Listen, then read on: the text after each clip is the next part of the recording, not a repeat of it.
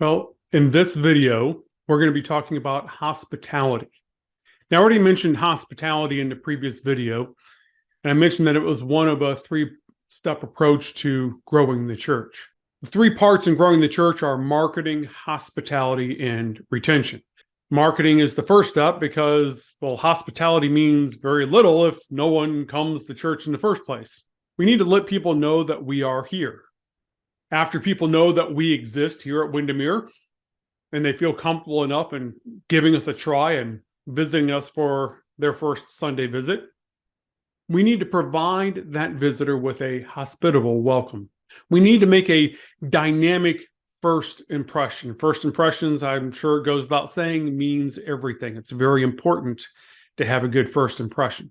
After these visitors start returning for a second, third, and fourth visit, we need to take the next steps in retention to turn these visitors into future long-time members. Now, we'll need to talk about retention in our next video. We've already talked about marketing in the last video. So the video you're watching right now is going to stay focused on hospitality. In this video, we'll need to address the painful statement that I made in the last video. In the last video, I said that Windermere Union Church is not hospitable. The Windermere Union Church does not provide visitors with hospitality. Now, I'm sure that this statement shocked almost everyone who is listening to the video. The church prides itself on how warm and loving everyone is each and every Sunday. We pride ourselves on welcoming everyone. The problem is that providing hospitality is so much more than just being warm and loving. Let's walk through a typical visit from a prospective visitor. But before we do, let's get into the psyche of that visitor. I've always been a strong believer that every visitor who comes through the doors of a church comes with some kind of pain. Why were they looking for a new church in the first place? Walking into a church is a very uncomfortable situation, even for the most extroverted of people. When it's a small family church like our church, then the visitor feels like they're crashing a family reunion. Think of how awkward you would feel if you saw a massive family reunion at some park somewhere, but this family reunion had a sign that said, "Welcome all." How awkward would you feel just walking into that family reunion and start introducing yourself? How uncomfortable would it be just to walk right up to the buffet and start grabbing food?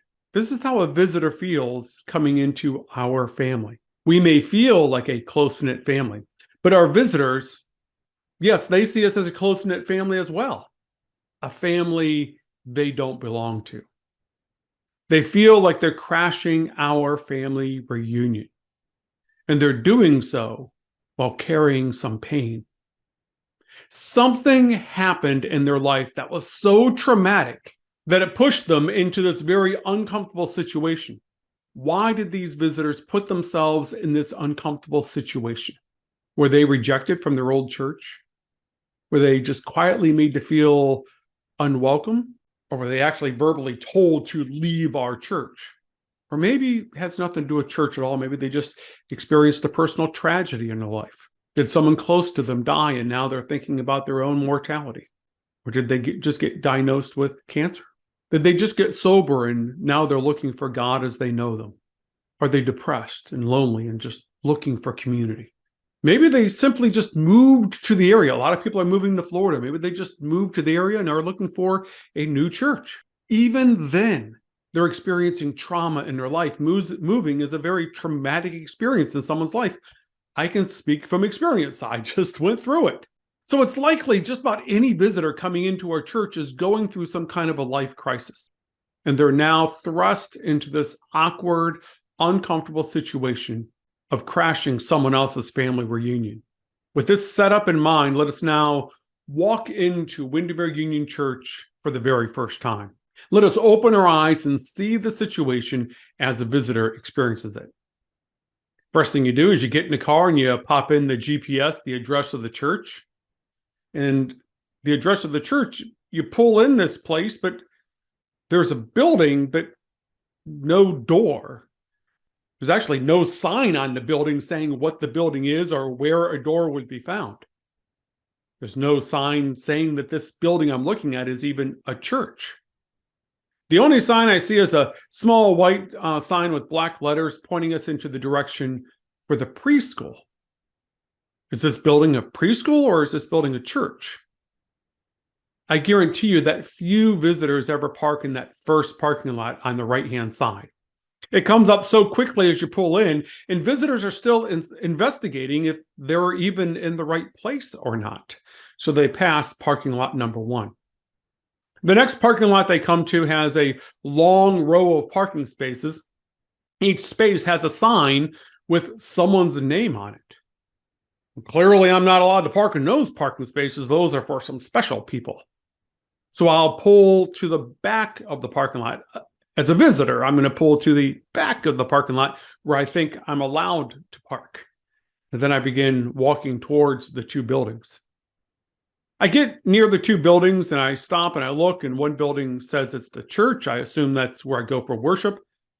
But the other building says it's a preschool. And is this where I drop my children off for children's church? Because the church I came from, the children all went to church before they began worship. And now I'm trying to figure out where I take my children when I come to this church.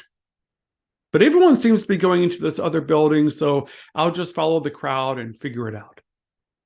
When I come into the church, I do experience a very warm and loving welcome. And that welcome lasts about 30 seconds to a minute. Then I keep walking forward into the sanctuary. I spot another family with kids, so I assume my kids would sit with me during the worship service, because that's what that family's doing. When the worship service begins, the congregation spends a fair amount of time sharing their concerns and their celebrations. This I find kind and endearing. It shows that this is a loving church. But then again, I don't know any of these people who are sharing this stuff. I don't know any of the people that they're talking about. I feel like I'm crashing someone else's family reunion, and I just sit and wait for this time to finish. After that time does finish, they do a responsive reading, and everyone just started walking around a room after that responsive reading. They just got up and started walking around and talking to each other.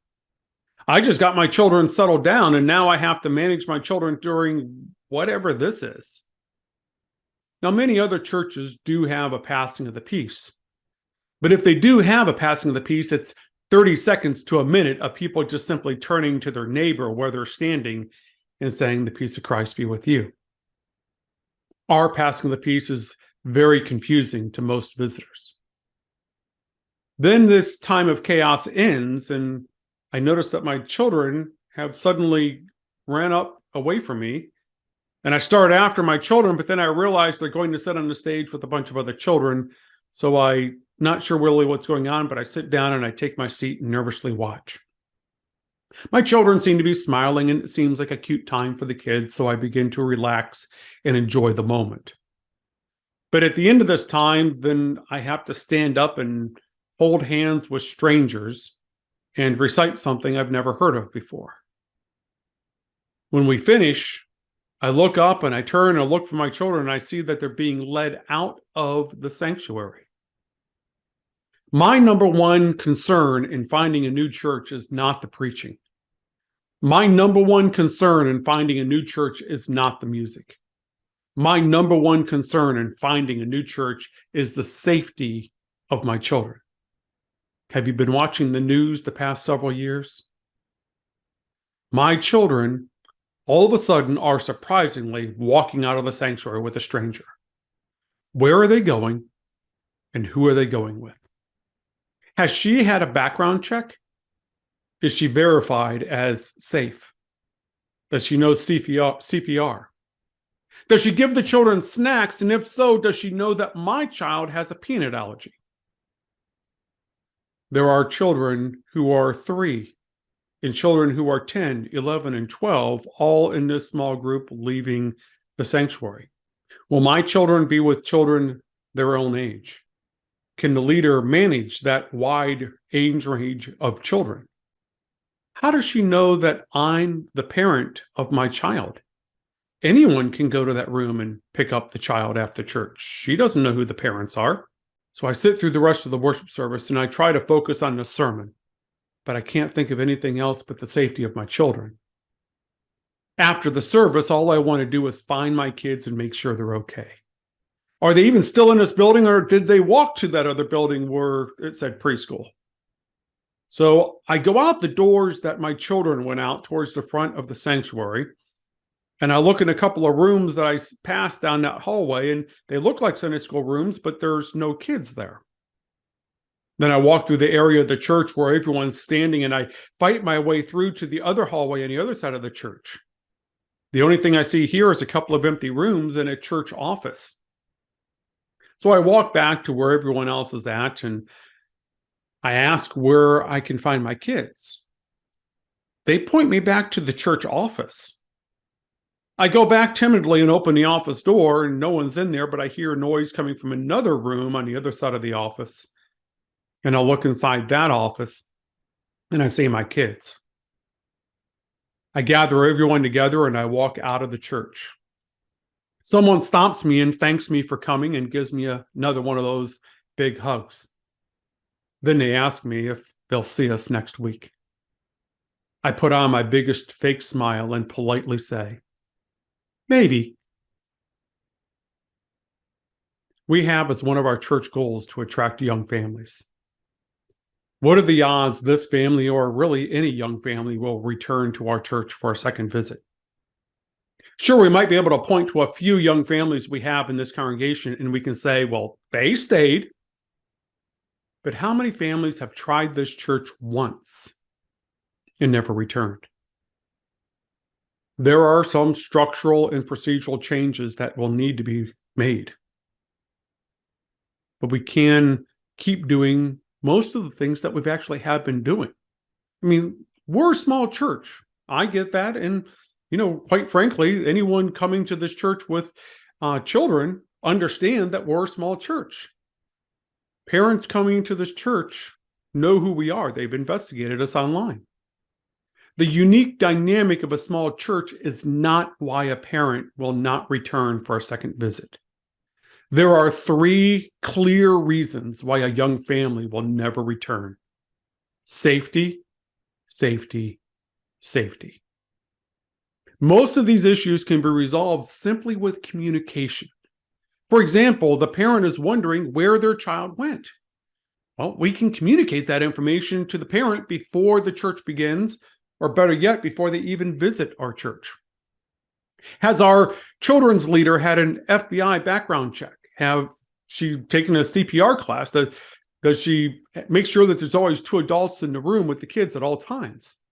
The answer is yes, yes, and yes.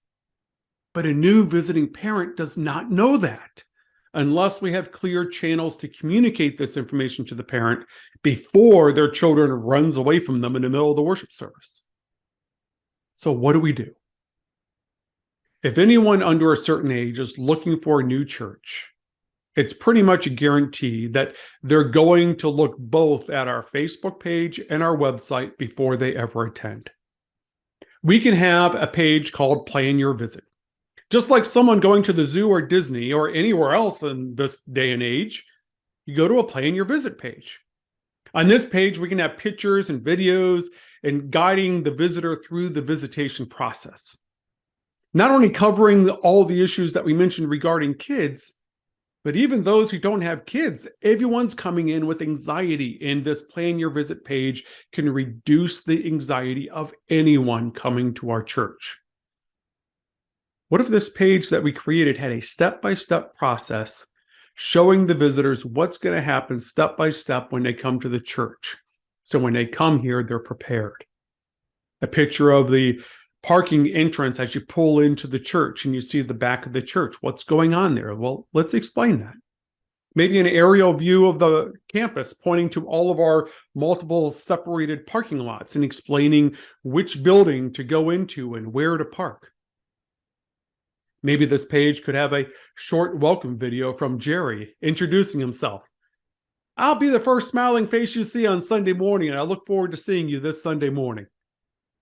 When they come to the front door, then Jerry's not a stranger. He's the guy who they saw in the video. The video can guide them through the whole process. Help yourself to coffee. Maybe they don't know that they can just help themselves. Where are the restrooms in the church? The step-by-step process of what to experience during worship, what's happening and what's going on.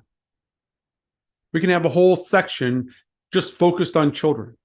A welcome video from Miss Chris. She can explain what her credentials are. She can explain her background check. She can explain the safety procedures regarding the children. This Plan Your Visit page will also have a place for soon-to-be visitors to let us know that they're visiting. This is actually a growing trend within church websites. When someone lets us know that they're planning to visit, then we can also inform Jerry or whoever will be greeting at the door. When they see the new visitor and they connect them with the people who said that they were going to be visiting, then our greeter can say, well, we've been expecting you. Glad you made it. Then the next step is for that greeter at the door to hand them off to a host. That's one thing we don't have in place at this church, our hosts. We have a greeter and we have ushers. But in between the greeter and the ushers should be hosts. When the greeter identifies a visitor, the greeter has everyone else to greet. So they can only be with that person for 30 seconds to a minute before other people come in. The greeter hands them off to a host. The host introduces them to the pastor. The host introduces them to Miss Chris, especially if they have children. If they have children, they can walk them over to the room where the children will be going so they can see the room, see what's going on, possibly sign their children in before worship. The host can receive a welcome bag and give it to the visitors. This is another thing that we need, is a small bag filled with maybe a gift for the visitor and information about our church. Then the host makes sure that the visitor gets a name tag and then fills out some visitor information for the visitors so we can follow up the following week. The host can sit with the visitor during the worship service so they're not sitting alone. This also gives the visitor someone to help explain what's going on at different parts of the worship service that may seem confusing. The passing of the peace is not a bad thing, but it would be less confusing and less stressful on a visitor if someone was sitting next to them explaining what's going on in that moment. The host can use the passing of the peace to introduce that visitor to other people. So if people are walking around and doing their big greeting thing that we do at the church, that can be an intentional but also casual way of introducing the visitor to other people. The ultimate thing to do is invite that visitor out to lunch after church. Now, this doesn't mean that the host themselves is responsible for taking every visitor to lunch after Sunday. Anyone who's going to lunch, if you know that there's a visitor there, especially if you got to know them and talk to them for a little bit, invite them to lunch. If there's a group that's always going to lunch together and you see visitors, invite the visitors with you to that lunch. Now, the truth is that 9 times out of 10, the visitor is going to decline. That's too much too soon. But they're still going to be flattered at the invitation. It's a very personal and intimate thing to invite someone to a meal, and it's going to feel good that they were even invited. But also the other way to look at it is 9 times out of 10, the visitor will decline that invitation. But it also means 1 time out of 10, they'll accept. If someone accepts a lunch invitation on their first Sunday, then they're truly looking to get involved in a community.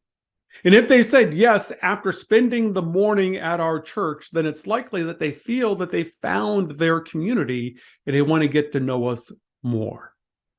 And please, if anyone takes any visitor out to lunch, close the deal and pay for their meal. The goal would be that everyone who visits our church, that we're able to get their contact information each and every Sunday. But don't ask them before worship. The host can ask them after worship, after they built a relationship. Maybe even become Facebook friends. Make it seem less like a corporate church visitor card and more like new friends exchanging information. This will heighten the chance of getting the information. It will also make follow-up and phone calls or letters or whatever we're going to do to follow up more natural rather than some boiler room cold call to the visitors of the church. A new trend, especially for younger visitors, is for the pastor to send them a short video message. A short video message is kind of holding up the cell phone and just recording a how do you do and great having you at church, and sending it through their text message. Especially if they're of a younger generation, they're going to understand that, and that's how they communicate. When our church gets its new church management program in place, it will make it so much easier to plan our follow-up strategy for these visitors. The new church management software will be hopefully in our church office soon, and that whole thing will be covered in another video. But following up with visitors should have multiple layers to it. Monday, a short video message from the pastor thanking them for coming. By Wednesday, they get an invite card in the mail, kind of inviting them back to worship with us. Maybe by Saturday, just before Sunday service again, the host can give them some form of a quick contact, however, Facebook or however they have connected with them. And just say, hey, it was great seeing you last Sunday. Hope to see you this Sunday. Now, after they return for a second visit, we need to have a strategy of a second letter and what that is going to say. So we need to carefully craft that and then send them a second letter after their second visit. Then their third visit, maybe we can do something for the kids, sending each kid in the house a card or something that the kids will appreciate and parents would appreciate us thinking of their children. Providing hospitality is so much more than a loving, warm hug. Hospitality is intentional. It's a clearly crafted plan. Our church sits on top of Disney World, literally. They are the kings of hospitality. Their hospitality is so much more than being and giving warm hugs and being loving towards people. Hospitality at Disney is a well thought through action plan that makes every guest feel special. There is no doubt that Windermere Union Church is a warm and loving church. What we need now for hospitality is a well thought through action plan.